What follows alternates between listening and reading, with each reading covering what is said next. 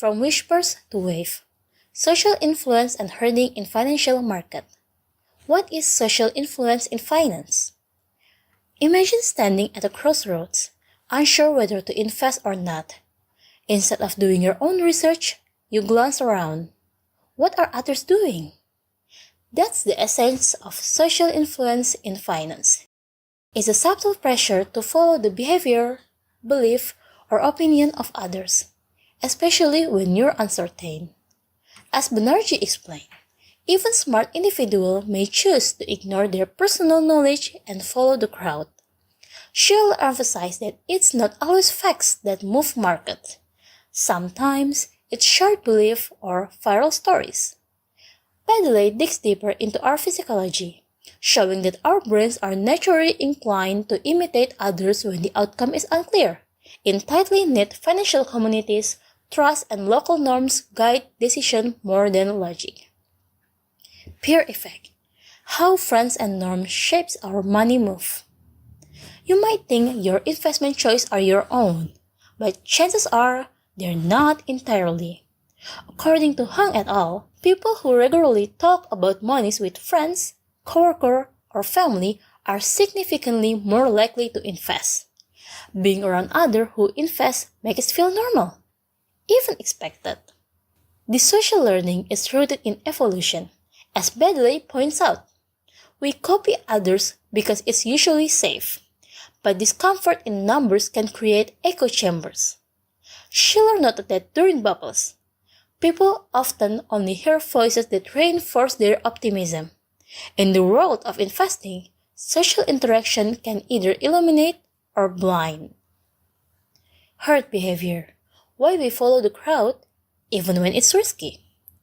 Why do we people jump on the bandwagons? When investors follow others without independent analysis, it's called herd behavior. At its core, it's about managing uncertainty. They must know something I don't, we think.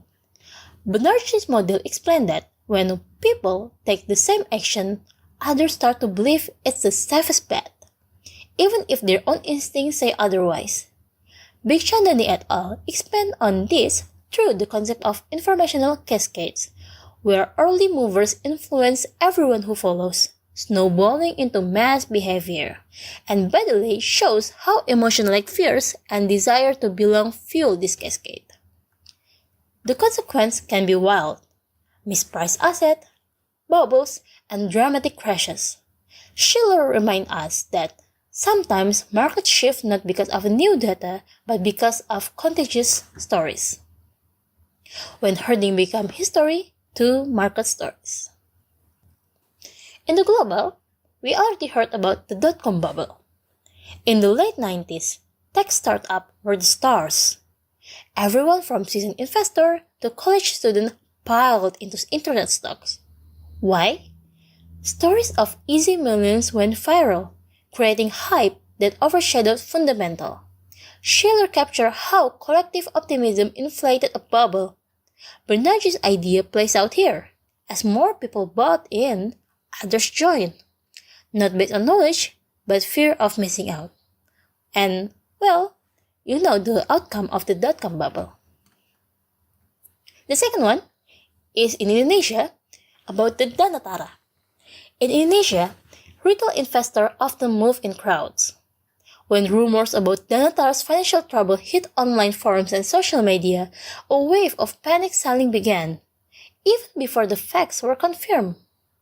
People saw others exiting and did the same. This perfectly illustrates Bikhchandani's et al. Informational cascade.